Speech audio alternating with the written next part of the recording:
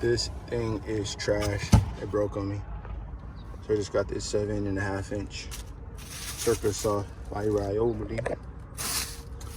pry bar, hammer, drop cloth, and a blade, 2 blades. Let's get it. All right, guys. I finally got the transom cut. So now let's take it apart. All right. So I was able to stick this pry bar in it a little bit.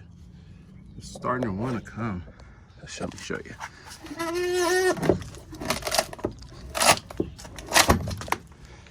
Okay. The problem that I'm running into is this plate here.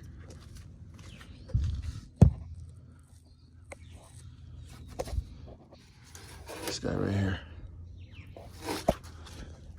Same thing's gonna apply for this on this side. So what I'm gonna do, I'm gonna cut it from here and then pry the rest of the transom off. All right, guys, halfway there. A little bit more than a half, actually. Just need a little bit left to go. You can tell where it was rotted. Let's see if I can do this on my